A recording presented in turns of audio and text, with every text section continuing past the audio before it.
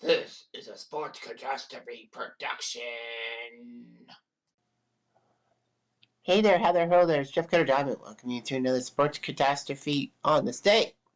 And on this day, October 13th, in the year 1993, the Atlanta Braves and Philadelphia Phillies finally finished off a great NLCS, as these two teams would go head-to-head in the last NLCS that would be only determined by the division winners of two divisions and all that. So during the '93 season, Major League Baseball, after realizing their dreams and expanding to Colorado and Florida for the Marlins, realized they had 28 teams in two leagues, and you only had 4 playoff spots, so you had a 1 in 7 chance to make the playoffs. They wanted to reward more teams, so they decided, as of 1994, to split the 14 teams in each division into 3 divisions, 2 5-team and 1 4-team divisions, so that they could have 3 division winners and a wild card team, a team that has with the most wins that did not win the division. They would play each other and compete in a league division series, a best of 5 series, and then LCS would be a best of 7 to the World Series. Now, '93 was seen as the last great pennant race. The AL East, the Blue Jays nipped the Yankees. The White Sox easily won the AL West. The NL West went down to the nitty-gritty. But the NL East, the Phillies came out of freaking nowhere. The Phillies were not really that great in the late 80s, early 90s. They actually finished last in their division. And somehow, with some great hitting and timely pitching, the Phillies won the division. The Expos had a chance to take over in the NL East, but they ran out of time. So, the Expos for the second straight year had a chance to win the division, but just ran out of time. The Braves had a tougher time. Sure, they won 104 games and 7 more than the Phillies.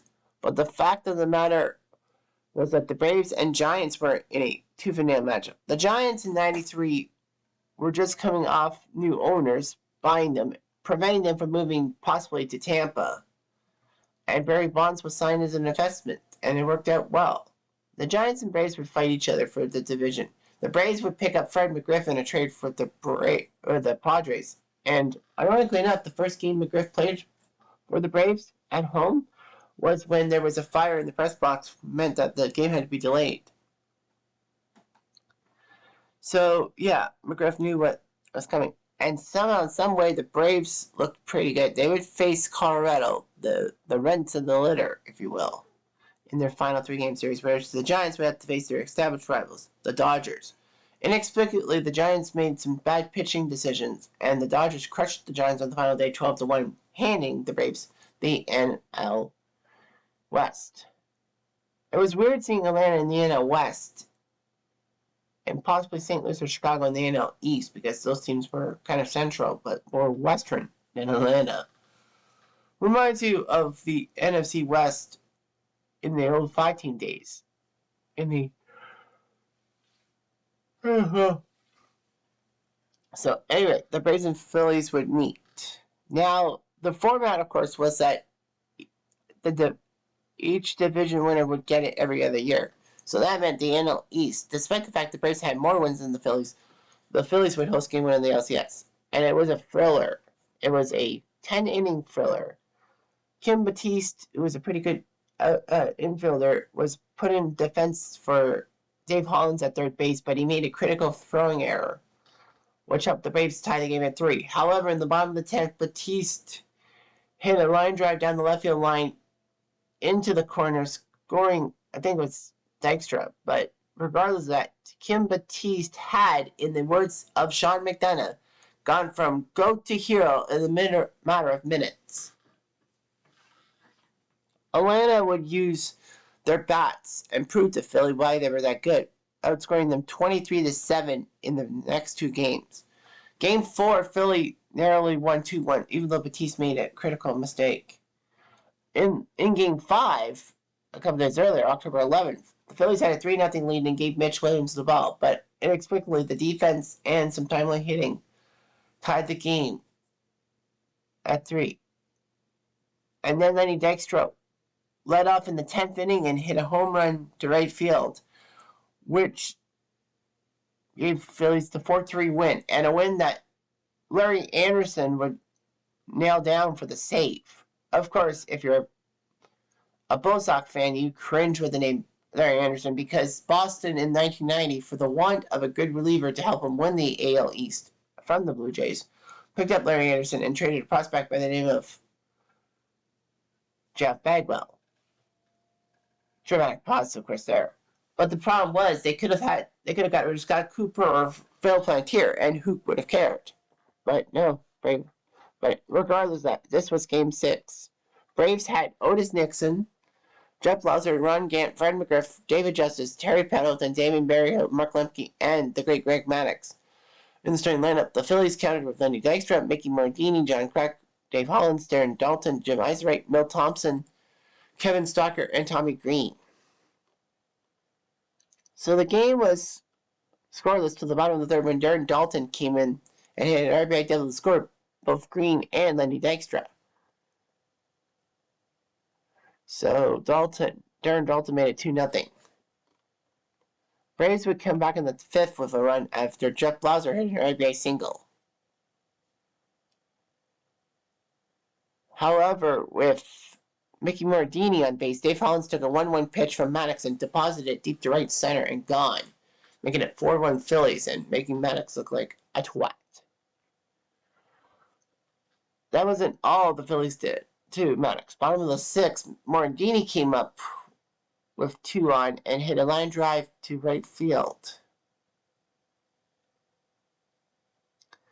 That triple scored Thompson and Dykstra.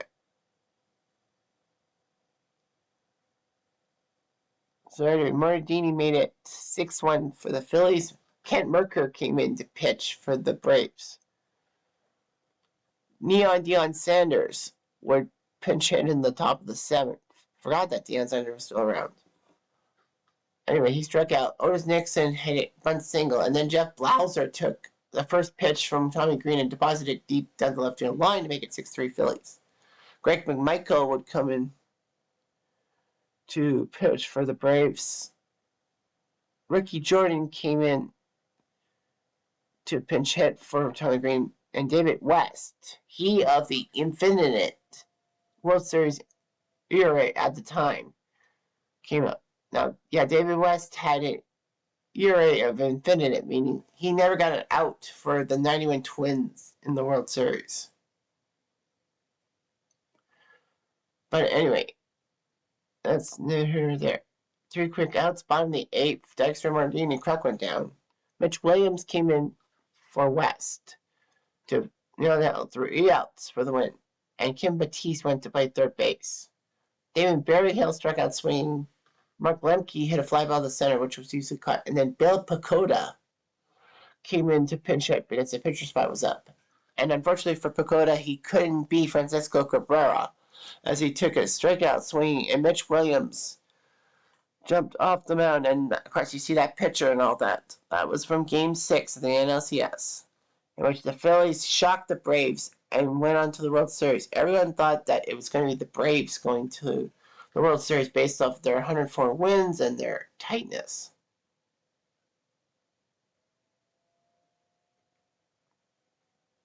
Well, the Phillies, I would like to say, used that momentum to win the World Series, but they didn't.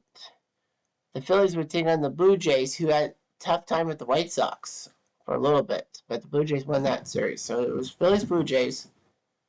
Blue Jays stormed through, win Game 1. Phillies did win Game 2, narrowly. And then Game 3 saw Paul Molitor basically shine in that game. And then Game 4 saw that 15-14 wackiness. The Blue Jays would lose Game 5 2-0, thanks to Curt Schilling's masterful pitching. Of course, Schilling was controversial because he would always have a towel over his head when Mitch Williams was pitching. A lot of people said that was Schilling being a fucking hot dog for camera time. regardless of that, the Blue Jays had a back and forth game 6, and Joe Carter hit the home run down the left field line and sent the Phillies' chances at their second World Series as a franchise. It would take the Phillies 15 more years to get that second title in 2008, taking down the Tampa Bay Rays. So 93 was a magical year, and then, of course, we had the wild card things that was supposed to start in 94, but, that strike happened. But, yeah, things happen for a reason. Anyway, I'm Jeff Diamond. I do.